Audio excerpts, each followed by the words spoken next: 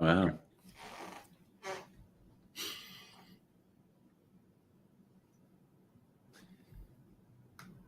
And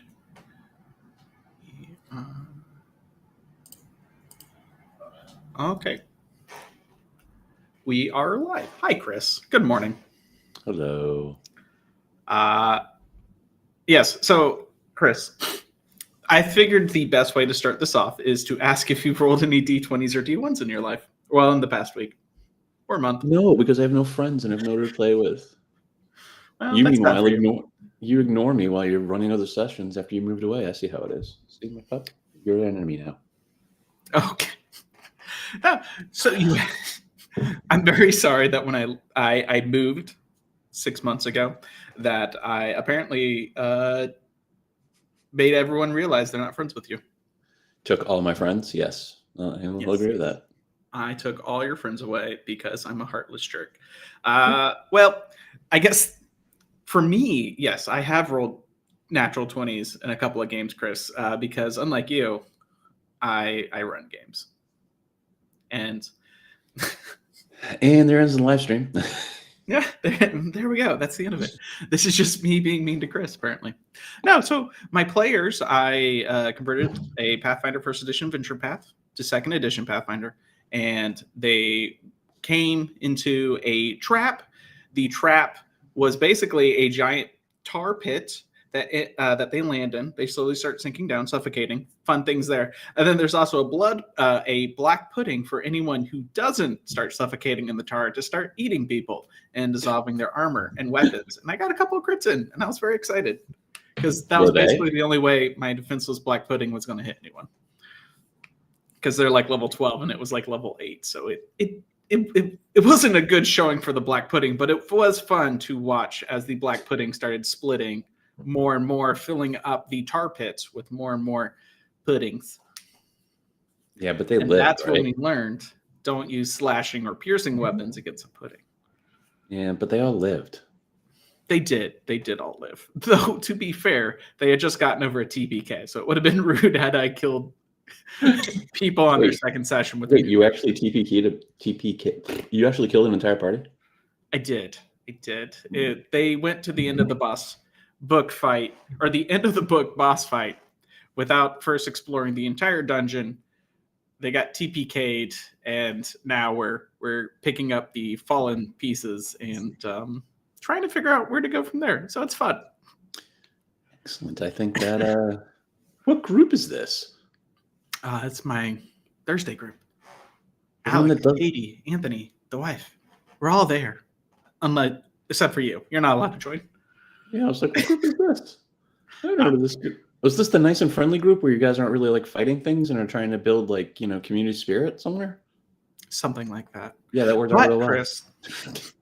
Well, that also brings me into our new topic. This is our first live stream. We'll see about doing more. And as our first live stream, we also have to talk about, how do you first, what is your favorite way of starting an adventure campaign, Chris? Do you have a favorite way? As a player or as a DM? I told you how it is as a player. As a DM, I mean, let's take Tyranny of Dragons for an example. Correct me if I'm wrong. I read this years ago. You ran part of it. When you begin, you're basically adventurers coming up over a hill, seeing a dragon attacking a village, and the adventure assumes you go down and figure out the dragon attack as level 1 characters. What module was this? Tyranny of Dragons. Yeah. Well, the first thing you do is you lay out running is always an option. It just seems like a weird start to an adventure. Watching a dragon attack and deciding that you can help. But, I mean, there's also other ways to start out a campaign.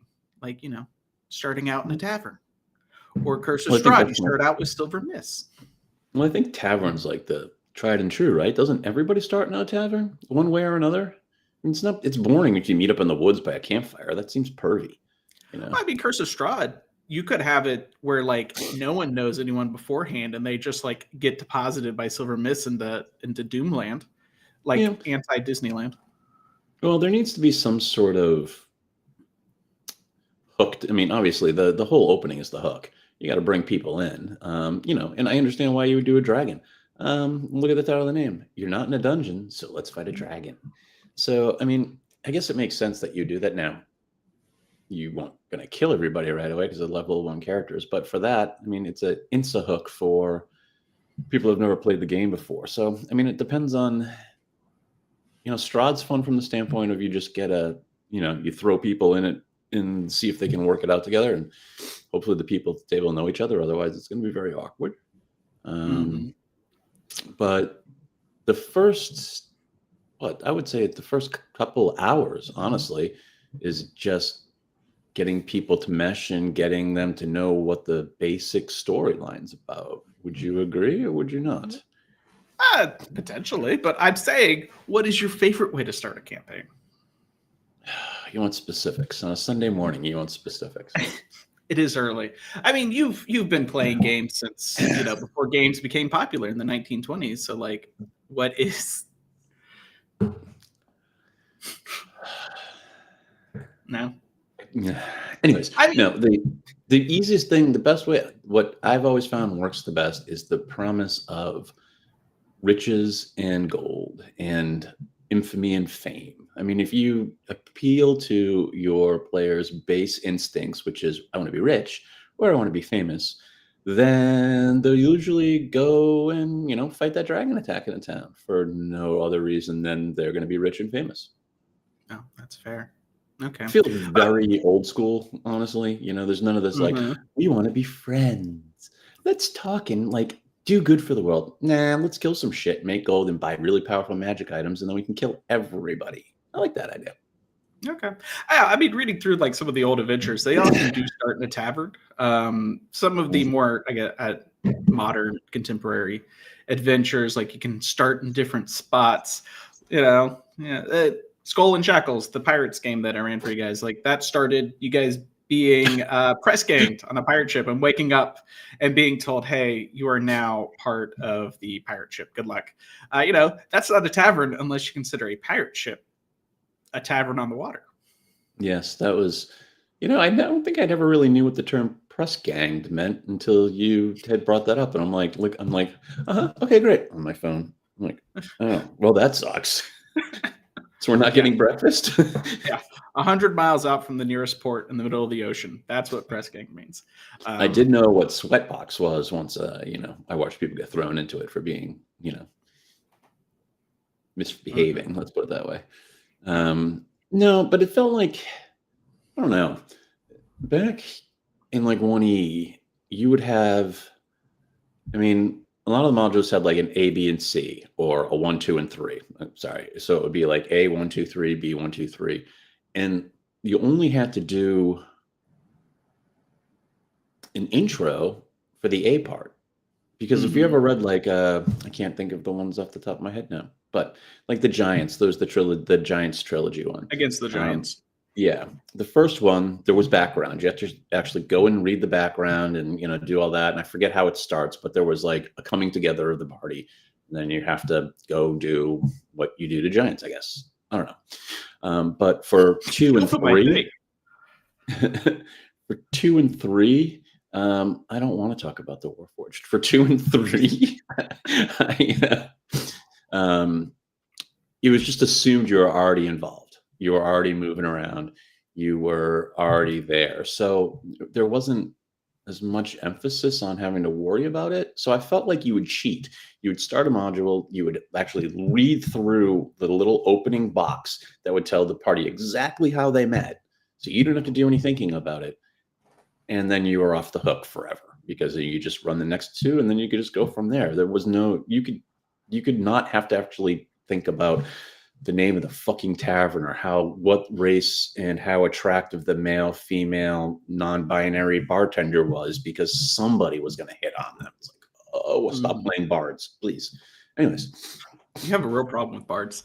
I think, I don't know. I prefer starting in media res, in the action. I think there's one way of starting where you have everyone roll initiative first. And then once it comes their turn in the combat, you then describe that character, things of that nature.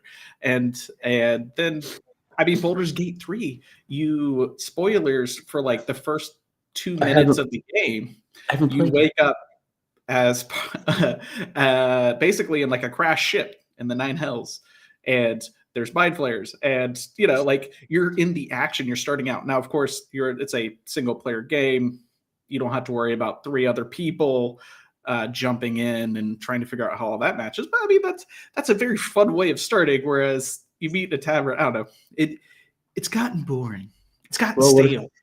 what if the tavern's set on fire by mistake? Perfect. Now we're starting a meteor. You know what? That's how I'm going to do it. Is the next time I start a campaign, we're going to be in a tavern and it's going to be burning down, and I'm going to ask you guys what to do, and it'll be great. It's I don't know. I seem to remember being in a tavern that was set on fire. Not personal. Well, that's a story for another time. You guys, but in an adventure, you started the fire, and that's not on me.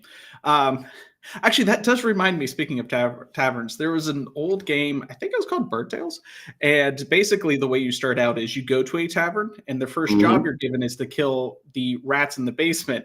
And it turns out to be a super powerful dire rat. And the people in the tavern know about it and are taking bets on you go into whether the you're going to basement live or not when you you fight the massive dire rat. Oh, I have been corrected. Baldur's Gate 3 can be multiplayer. I don't know. I don't play the game. My wife does, and it's fun watching her, but I'm not very good at video games, and unless it's Stardew Valley, dumbest game well, ever. if it's Stardew Valley, yes. Then I guess it's just a mindless farming sim, and it's good for my soul. There's grinding with no purpose, but we'll leave that one alone. There is the purpose. It's good for my soul. I just said that. Whatever. Yeah, let's not talk Baldur's Gate 3, only because everything I've read about it is fantastic. Everybody I've talked to is fantastic. I do plan on playing it, but I also need to wait to when I know I can be left alone for a long, like week stretch of time, because like I've said, it's a rabbit hole. When I go down, I'm not coming out till I get done. Yeah, you don't want to drop 160 hours on it in the first 2 weeks of playing it? No, I do. I just don't want to like be divorced and have my children not speak to me ever again. There's that. I serve one purpose in my house. It's to feed people and clean things. And if that doesn't happen for like 2 weeks, they'll either come in here to kill me or, they'll starve to death. And I don't want either one of those to happen, believe it or not. Well, that's fair. Well, I think we can get on to the next topic. And I think you wanted to talk about how tabletop role-playing games are dying, and we're never going to play role-playing games ever again. See, and that was, kind of, it's like you read this stuff, I don't know, the internet makes me sad. Yeah. You weren't alive when it was the new thing, or maybe you were like 3 when it was supposed to be like, this was going to bring us together and make the world a better place. How it worked? They're so terribly wrong. People are always so wrong with these. We have TikTok. We have reached the golden age of the internet. If you consider the golden age a dumpster fire within, a burning house filled with rats. You're such an old guy yelling at the clouds. Anyways, all right. So I read this. I was reading through some different things, and I came across a post. First, let's just say it's on Facebook post, so forgive me, but it's by Ben Riggs, who we saw at Gen Con together a while ago, I think. Talking, and it was pretty entertaining. And I think the part that you remember that I remember the most was about, this is how many books TSR was actually selling, and this is how many books they had hidden in a warehouse. And the two numbers didn't actually mesh because there was something like 20,000 books in the warehouse and $10,000 of total products sold for the last 3 years. So it was a little silly. So he knows his stuff. Yeah, they made money based off of how many books they sent, not how many books were sold. And so their prerogative was churn them out. Yeah, and it was interesting. He was entertaining, and he's actually got a book out that talks about the history of it. Stephen, you'll feel free to put a link down at the end about this for the book, because it's actually a pretty good read. I've sort of skimmed through it. The But book Slaying the Dragon. yeah, if you haven't lived Dungeons through and this, Dragons. yeah, I lived through it, so I don't need to read the book. But for you young whippersnappers, so But anyway, it's secret, Chris. I just like saying whippersnappers. So the post basically is, the title of the post is "The Golden Age of TTRPGs is Dead," and he goes on to talk about how through the pandemic up until recently, this was the best time ever for role-playing games, tabletop role-playing games. And a lot of it I think, is centered around the OGL crisis, which sounds like the Golden Age ended because of the OGL. Right. Can you is that the name of the new DC animated movie coming out? The OGL Crisis of Earths or something? I don't watch superhero movies. So I don't know. Yeah, let's not even go there today. I don't have the energy, or it hurts my soul when you say that. I'm going to make you start reading comic books, not the movies, comic books. Okay. So yeah, basically saying how the OGL splintered. I want to say it's more if he says the 5e community, but I think he's trying to say it basically for the entire RPG community as a whole. It just splintered and fractured it to a point where it's never going to be the same again. Yeah, and this was because of the creation of the OGL, but rather that D&D was like, hey, we're changing the OGL, and everything had been built off of the OGL basically, and so now you have dozens of people making new RPGs, which is good. I mean, MCDM just ended their Kickstarter at I think $4.6 million, which is their crowdfunding. They didn't use Kickstarter at $4.6 million, and he specifically says he does not see that situation happening again, where it's not going to happen as often. You can look at Kickstarter. There are dozens and dozens of Kickstarters that have made millions and millions of dollars, and he is not seeing that as likely to happen again in the future, as often as it has. Well, and to that point, you very often can have a wildly successful Kickstarter for something along these lines. For Matt Colville stuff, I have my opinions on him. You have your opinions on his stuff. I mean, people love it. I mean, I get it. He was and he was also the biggest cheerleader for 5e. So him moving over to do his own thing and making as much money as he did makes sense, because he took his whatever, hundreds of thousands of followers with him, and they said, "We love your stuff. We love you. We're going to pay for it." Great. That's the first initial outlay. That's your first, let's get it out there. It's not going to carry through. I'm sorry. None of that stuff. It's the initial excitement for things like that it happens a lot. And don't get me wrong, I'm glad that he's as successful as it's been so far. It is another option for people. And could it be wildly successful? Could it be the next Pathfinder versus, D&D? Maybe. But or that'll be Kobold Press's Tales of the Valiant. It could be that too. It could be any number of the dozens that are coming out right now. But once you get through the initial excitement, then what?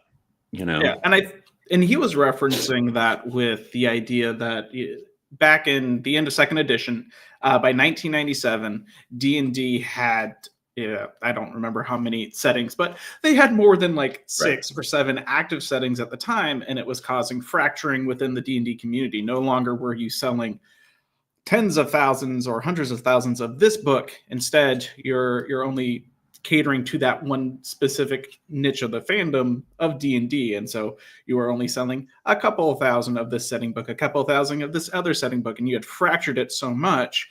And he's saying that's going to be happening again with fantasy D&D games, where it's MCDM's going to have this few thousand, Tales of the Valiant will have this few thousand, 6th edition or 1D&D, whatever you want to call it, will have this, probably slightly larger thousand people, but it's going to be so fractured.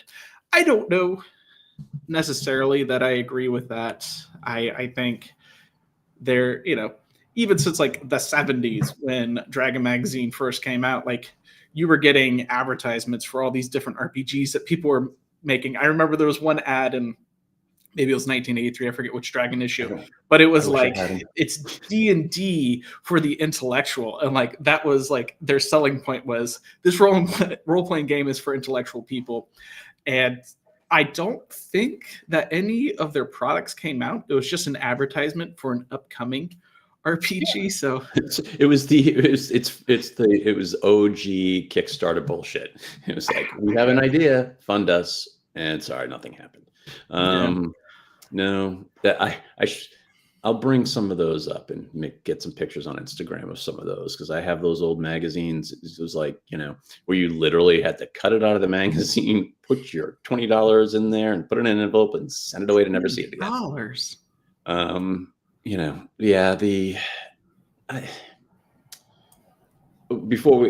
By the way, shout out to Dark Sun. With all the bullshit they put out, no Dark Sun campaign setting. Shame on you, Wizards. Shame. Can you do psionics in 5th edition? I think that's what it really comes down to.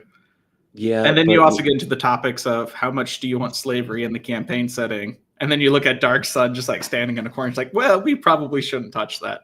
We haven't had the best track record. Yeah, so let's go back. Would you really want to go and talk about like Eberron and a whole slave race called the Warforged, or maybe Planescape with? Should we go there? No. How dare you talk about Planescape? Anyway, you take Planescape out of your mouth. Whatever. Did you even read the books yet? No. Yes, I read books, Chris. Well, I read some books. I look at the covers and then I say I read them. Yeah, looking at this doesn't mean that you have to go like this. Oh, that's how it works. I thought you just could swipe. I usually just touch the cover and see what I can absorb. I don't know. It's not the death. I mean, I get it. And I was reading through the comments and drilling down on people were like losing their shit on what he was saying, and people were agreeing, disagreeing. Everybody has their own opinions. I think I understand what he was trying to say RPGs aren't dead. Tabletop games aren't dead. The Golden Age, we have reached the pinnacle of this cycle of the games for 5e.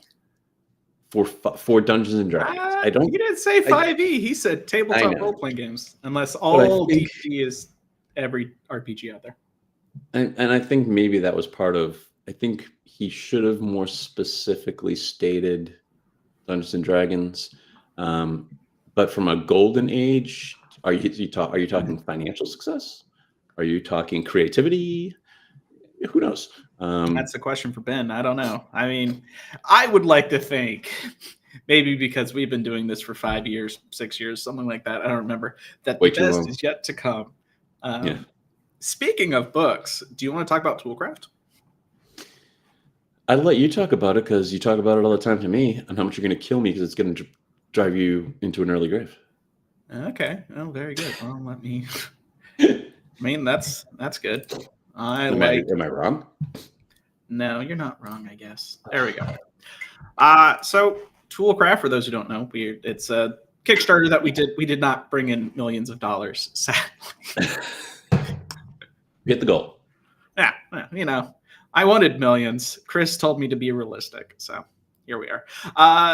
There isn't I already did a post, an update on Kickstarter last night, kind of going over some stuff. We're currently in the out of, not the rough draft stage, kind of, I guess, third draft. Everything is kind of where I want it to be. Now it's just adding in any new spots. Like, I still have to write, what is this book even about? That's going to be a fun thing to write about. But we have a lot of art getting in there, put it in there, filling up on Alchemist supplies. That's kind of everyone's favorite based off of our website. That one repeatedly has the highest views every year. So very excited that we have about 10 pages of content for that, along with new recipes, new items, things of that nature for game masters and players. Same thing with brewers, 7 pages, something like that. For Alchemist supplies, actually, I think we have 44 items there, or 42 items. So lots and lots of stuff there. We're also basically have all of our art in for the book, so now I get to put everything in there, finalize the layout, things of that nature, make sure everything's looking nice, and get it ready for printing. So that's exciting for me. And then hopefully we're still shooting for March. Hopefully we will be done. Well, we'll have the PDF out by March. And so, yeah, just a lot of creation. And Chris can't wait to be done with when the new art comes across. Yeah, you should probably share the new art when it comes across on our with me, so like I'm not like pleasantly surprised when I see like the cook utensils, which are awesome. But why is that the first time I'm seeing it? It's because you don't look at emails. I do look at emails, but then they disappear before I can go in. There's a reason why I have alerts set up on my phone. The emails come across because sometimes like, ooh, and then I'm like, wait, where'd it go? Is that your favorite one? The little worm thingy. The worm thingy. Oh, go back up to like for that right there. Is that your favorite? It is adorable. And I would happily have it eat some players, but so we've been working on that. I have been learning. I have a background in print layout and printing, so I cannot imagine how stressful this would be if I did not have a lot of experience with this. Like this is a beast. We're looking at 164 pages currently, not including the covers. We're looking at 40 tools. We're looking at probably 400 items stretched across all the pages. So there's a lot here. There's a lot of systems, and we're kind of focused on making sure everything is very consistent and seamless across the entire book, so that when you read one tool and you go on to another tool, you have a general idea as to how things are set up, where you can find specific key information, and making sure that it's an enjoyable experience, not something that you're going to throw your head against.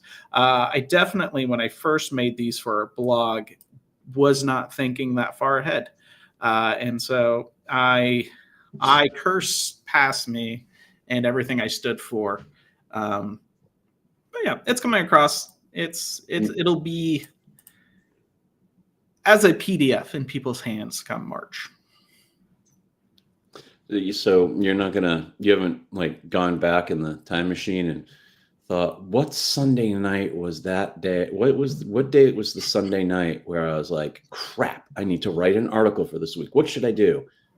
Alchemist tools. I'll just throw something down on paper. It'd be easy enough to come up with a system, and I just got to push it out. And you did that, and lo and behold, almost 4 years later, you've aged exponentially over the last 6 months of doing this. So yeah, and I don't know if this is a me thing or every designer thing, but 3 years ago I had horrible ideas about how things worked. And 3 months ago, I'm pretty sure I was also an idiot. And 3 weeks ago, I strongly, vehemently oppose anything I ever stood for 3 weeks ago. So it's always fun going back and being like, I don't think that actually works the way it's written, or I find this phrasing confusing. I need to rewrite this. And so there's a lot of, Stephen, what were you thinking 3 years ago when you first made this draft? Like, you're an idiot. This isn't how this works. I expect better out of you. And then I hurt my own feelings and I cry in a corner.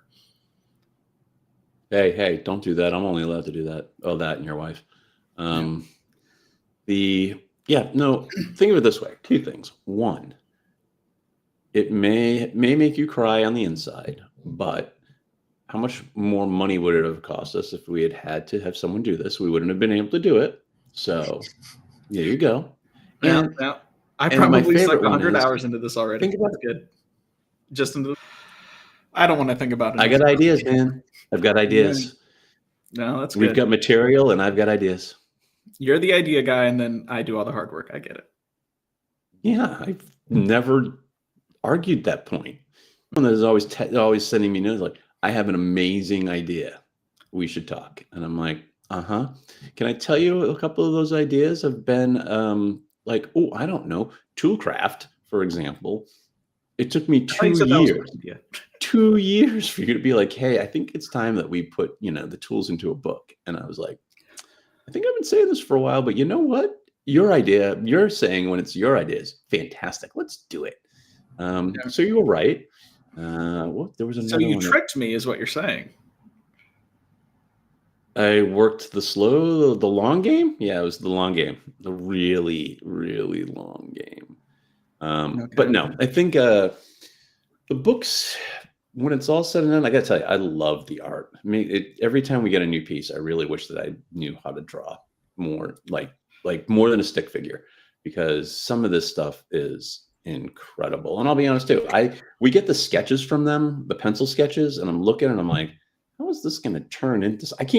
My brain can't even translate that. I'm like, I don't know what this is going to be. And then they send the second draft. I'm like, holy shit, this is amazing. And then they'll send us one with like their first set of colors and then the shading. And I'm like, how do people do this? Because it is, I mean, the stuff we've gotten, the people that we've had the opportunity to work with are amazing. And I've been blown away by pretty much everything we've gotten. So that's probably been my favorite part of this so far, other than that and seeing you in, mental and physical anguish a lot. That's hurtful. Yeah, I mean, I'm very excited. I think I'm more excited to get this done than I was. We started getting the Kickstarter stuff together like a year ago, and it's very exciting to get this almost done. And I can now look in people's faces and be like, "Yes, I'm a published author," and that'll be fun. Even though Are you going to say no one's that same publishing kind me of except for me. smirk on your face? No, I won't say anything, and then my wife will be like, he's also a published author, and then I'll feel good, even though I know it's a lie deep down inside. Why? You will be a published author. I'll be a self-published author. You got to add the self part to it. Yeah, well, nowadays I'll be a published nothing. Editor? I don't know. Do I get credits for anything in the book? I haven't looked at that. Yeah. I did, and then I yelled at you about it, and I never said anything again. There's a line in the credits for like Coffee Boy. That's your special thanks. That's the special thanks part. Special thanks goes to Chris Curran. Except I'll misspell your name in like 3 different spots. For getting me a crappy cup of coffee whenever I want it, because he has no skills in that, even though I own a coffee shop, blah blah blah blah blah. Anyways, so target. Shut up. So target date is then for the PDF for Toolcraft is, we're saying mid-March, correct? Or end of March? Yep. I said March. I'm not going to say mid, early, late March. I'm saying March. If you get it 11:58 p.m. March, there's 31 days in March. March 31st, that's still March. Yes, but I mean, yeah, Mr. Negativity. It'll get out there. I am totally confident within March. Hardcover, yeah, we got to get the RN done, but that also, we're relying on the printers at that point too. So so we'll get out there. The pre-orders for those that missed the Kickstarters are moving along at a pretty decent clip. So if you still do want to pre-order it, that is available. Hey, there it is. Wow, this is actually got the thing today. Or sketch of the cover. I've shown off the cover before, but here's one of these sketches that the artist gave us, so you get an idea as to kind of what it was going to look like before it became final. Yeah. This was Andrea, I believe their name is. I think so, yeah. I'm very good at remembering names and how to pronounce them. But yeah, they've been doing a great job. And I think I'm going to have, they're working on Corpse Stitchers supply. So if you like building your best friend out of the piles of all the creatures you've killed and sewing them together, that's going to be really exciting for you. Yeah, that's a weird one, dude. It's not weird. It's perfectly normal. I worry about you sometimes. Dr. Frankenstein didn't make a monster because he had too many friends. He made a monster because he didn't have enough friends. And I think that's something very beautiful that we can learn from. This is what you just used as a theory for why you got another dog, right? No, we got another dog because we love dogs. Uh-huh. I do have to... never mind. You have the world's biggest dog named Minnow and the world's smallest dog named Leviathan. That just makes me laugh so hard. Your wife's very smart when it comes to picking names. Let me put it that way, because I'm not giving you any credit for it. That's fine. I don't need credit. I know I did good. All right. So tell me about this. I still haven't watched it, but the anime on Netflix you were talking about. I gave you crap. I haven't watched it. So I need to know before Yeah, speaking of cook utensils and that fantastic art by Caitlin. I'm bad. I don't remember how to pronounce her name. Speaking of cook utensils, we just got that great art in, and I happened to turn on Netflix last night, and Delicious in Dungeon is like the greatest. I know nothing about greatest TV show I've watched all year. Which, it's the 7th. It's not that hard to do. It's only been 7 days and I refuse to watch TV. But yeah, so Delicious in Dungeon is basically what happens when you take cook's utensils and you go, I'm going to eat every single monster I come across.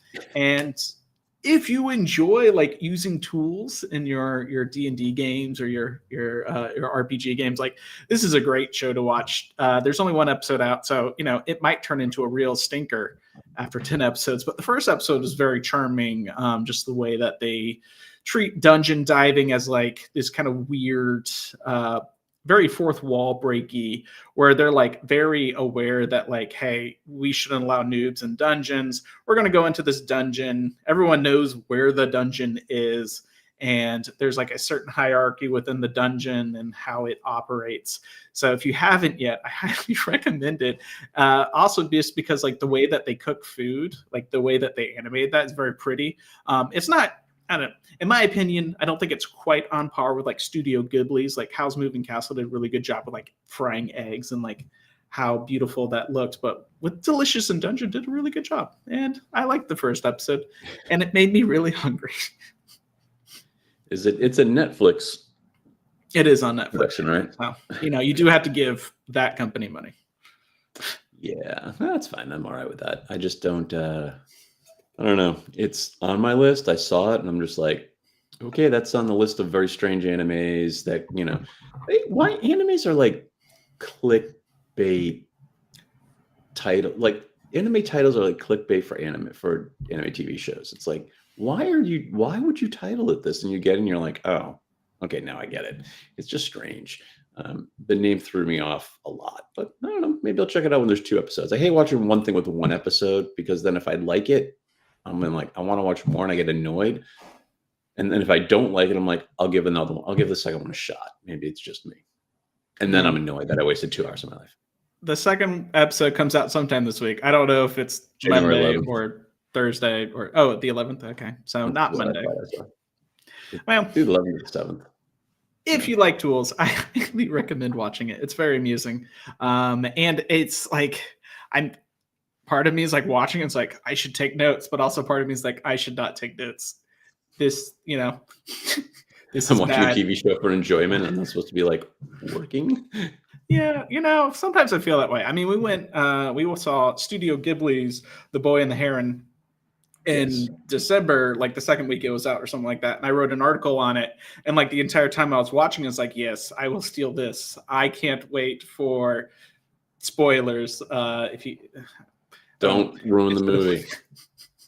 Yeah, I've seen it. I saw it like the second day it came out. But did you see the dubbed or the subtitle version? The dubbed version. Really? How was it? That was good. I enjoyed it. I mean, they had like Mark Hamill and stuff, so they had good quality voice actors, and everything seemed to work smoothly.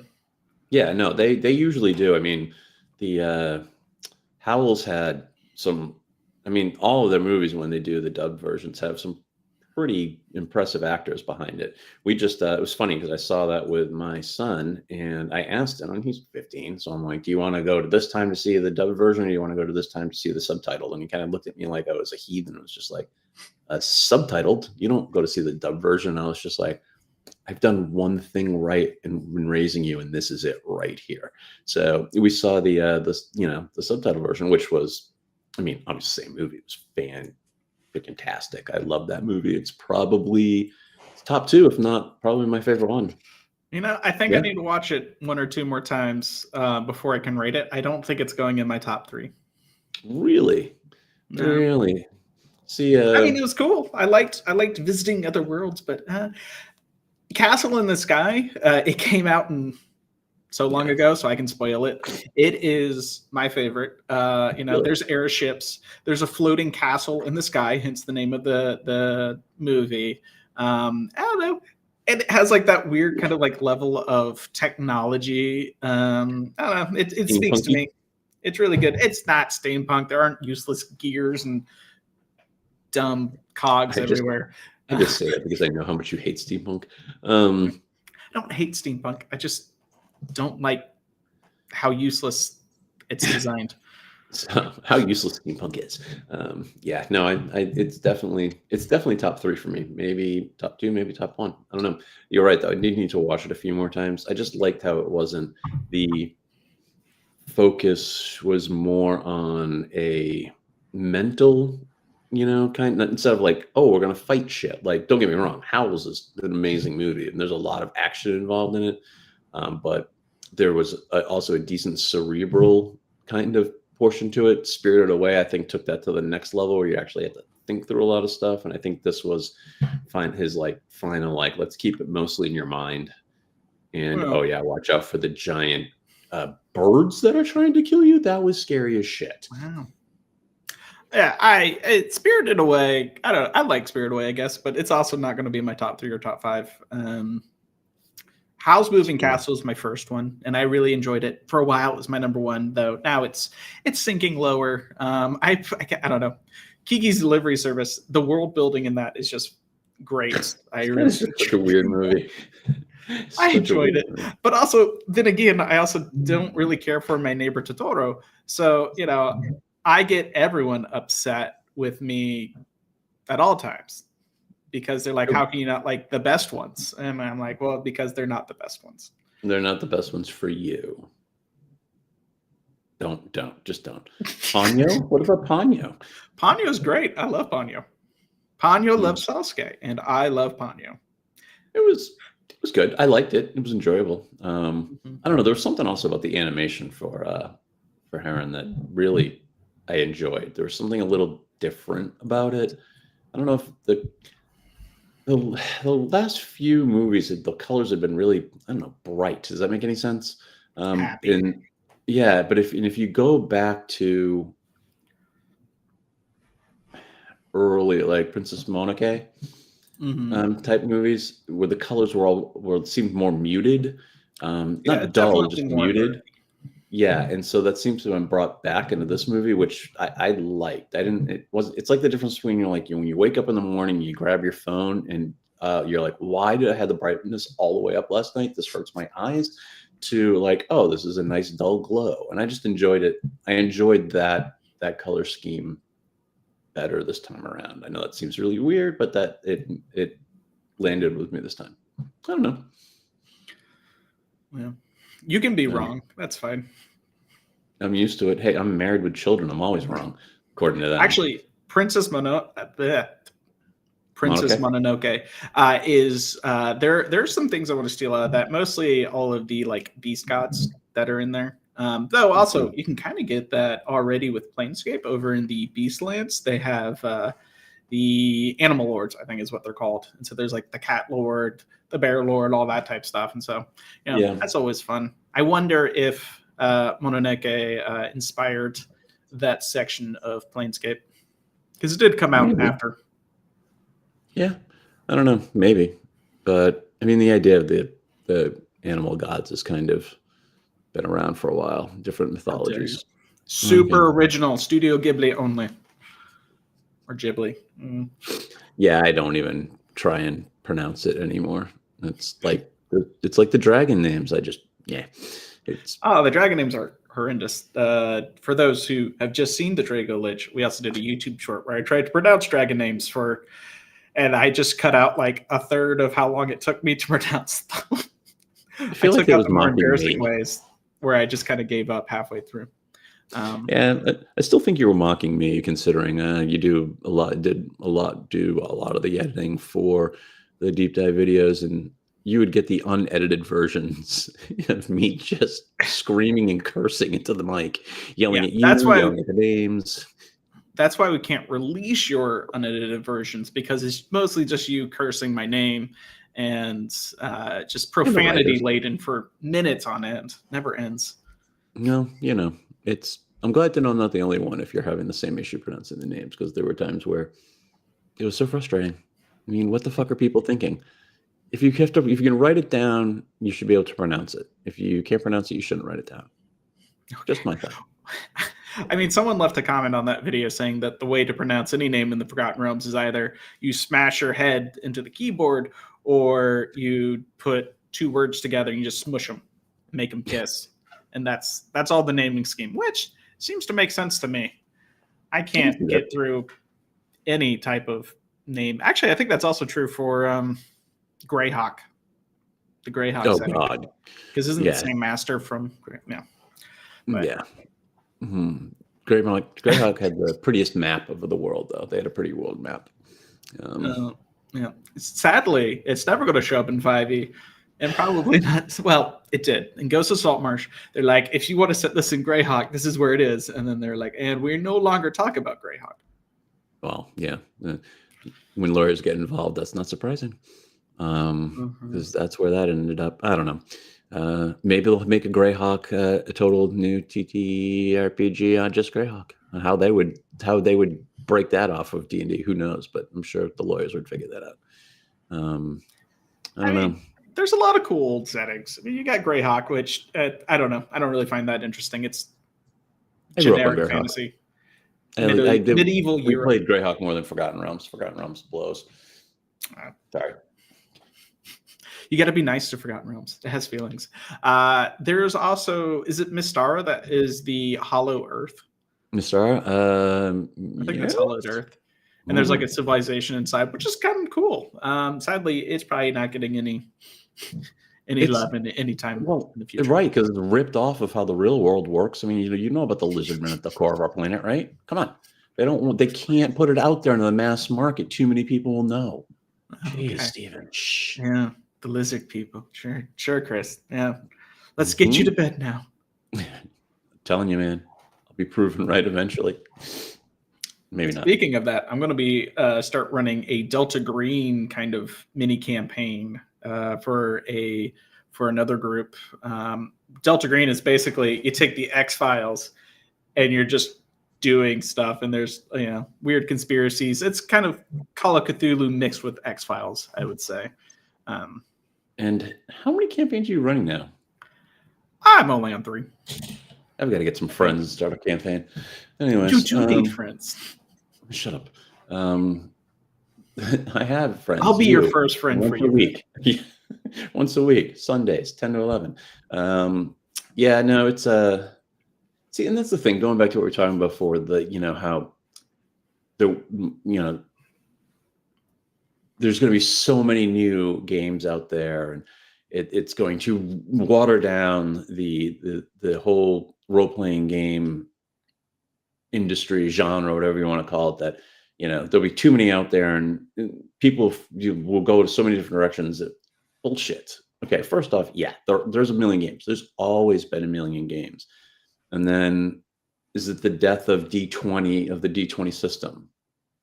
There's so many, and I think now half these people are making systems up with like what is it, the one that Critical Role's going to be doing? It's used 2d6 or something. It's like they're just making bullshit up, but it's been like this forever. I mean, we play Blades in the Dark. It's a rule. It's a tabletop. There's no rules. It's basically improv. It is stream of consciousness improv, where you're just basically trying to fuck over the guy that is running the game by coming up with so much ridiculous crap and making them think on their feet that they break. You haven't broken yet, by the way. I'll never break. There's so many different crazy types of games. There's systems. It's never going to go away, but I don't know. And Blades in the Dark, by the way, I really like. And tell your wife that she's literally my favorite person on the planet for getting me hedgehog dice. No, I'll let her know. Yes. Yeah, I think no. We've always had tons of RPGs. They just haven't maybe been as widespread. I think the internet's really helped with that. You got something like all the Heartbreakers from D&D 3E. There were some in 2E, though now it got way more spread in 3E with the OGL. So you had things like the Bible D20 role playing game where you played as a priest who had basically no spells, but you could make plants grow better by getting blessings and things. And you also had like a farmer, you had a fighter person. Like, there's always been a ton of role playing games because it is a great way to, find your fantasy. Now, with the OGL kind of making everyone worried about D&D, maybe that will just be more of a spark for innovation and ingenuity in role-playing games. Like I want to see weird things. We got things like Morkborg, which is kind of like this weird grungy OSR game. Maybe OSR, maybe not. There's a lot of debate on that part. I feel like it is OSR, but people will argue either way. Yeah, and then maybe we'll get something more experimental. Alice is Missing is a board game and role-playing game at the same time, and like basically 4 to 5 people sit in a room together, a dark, dim room, listen to a soundtrack, and the only way they communicate with each other is by texting each other on their phones. And like that's a very interesting way of doing a role-playing game. There's Dread, which uses a Jenga tower, and you're like pulling out Jenga blocks, wooden blocks, and like you're building up dread in the game by like whoever knocks the tower over, like that's the end of the story. And so everyone's stressing out about as you're moving these blocks. What's up? Go back a second. So you are in a room dark room with people listening to a soundtrack, texting them. Does that not basically sum up our entire society today? You're texting someone. Oh, that hurts my soul. I mean, you're playing basically. So Alice is Missing. The way it starts out is Alice goes missing. Alice is a person from school, and so it's like you guys are working as a group trying to figure out what happened to Alice. And I can't really go into specifics without spoiling things, and also because like it's going to be random each time you play the board game role-playing game. And so yeah, you guys, it specifically states like maybe you go into like separate rooms so you don't feel like you need to talk to people or like break the silence. And so it's more like this kind of almost I'm trying to think of the correct word for it, but yeah, like you kind of get into like this Zen state where you're going to be messaging other people and trying to uncover this mystery, all within the span of I think it's like 60 minutes. And so it's a very unique way of doing role-playing games. And it would not be for everyone. That's an intense emotion that you're kind of feeding into the game. And for people who just want to eat pretzels and drink some beer and like kill some goblins and stuff, like that's definitely not going to be a game for them. But maybe with the OGL kind of like it'll push people to try out different games, to go out there and experiment, to try different mechanics and things. So I don't think I think before I was a little soft on like Ben Riggs saying like this is the end of the Golden Age. I don't think so. I think maybe this is a end of the OGL age, end of the D20 age, kind of controlling everything, and now it's going to be so much more widespread. I mean, Stranger Things, Critical Role, all these other things have worked together to, really make D&D this popular thing. And now, maybe all these other RPGs will get discovered and people will try more things out. Yeah, and just none are going to have the same level of popularity. There's just no way. I mean, it's it's the 800-pound gorilla in the room, and it's always going to be, and it's cyclical. Yeah, we're going to go down. We're on the downswing, and from a standpoint of D&D, and it will not bottom out, but it'll ride low for a while. Other things will come up. People will discover other things, and then it will slowly. They can't fuck up everything forever, right? I mean, they got to make some smart moves. And the interesting question for me is the thing I think the worst kept secret is that they're steering away from the physical books, from pen and paper, and moving into virtual tabletop. And it's going to send them in an entirely different direction. And I think that's from a business standpoint and from an accessibility standpoint for people, that is the smartest move they can make. My opinion. They're going to grow that, but then you know how it is. Retro is always somehow comes back, and then don't go there. I know what you're thinking already. Don't make a mean comment about me. How it'll swing back to all of a sudden it'll be like, oh, we want to go back to paper and pencil. We want to write our character sheet out, and it'll swing back in 10, 20, however many years, if the planet hasn't blown up by then, and then it'll become popular again. But you know, it'll be interesting. I'm reading I was reading while you were talking the cover page for Alice is Missing, and it seems fascinating. But I'm like, the game is played live and without verbal communications for 90 minutes. Yeah, it's a long time. Yeah, I don't know that I can stay quiet for that long. But go to your other point about how it's going more virtual, and maybe this will be a way to open up a new kind of style of gaming that WotC will be the proud pioneer in, and that would be, we can see what weirdness you can get when you blend that together. Yeah, that's a good point. That's a good point.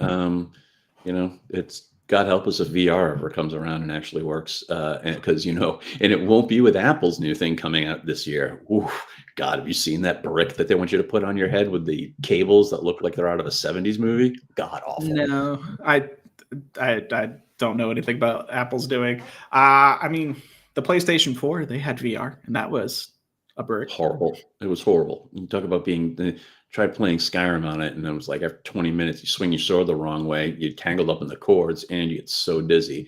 Now, Apple's spending a lot of money on their new virtual reality. It's got some, let's just say, design issues that they're trying to work through.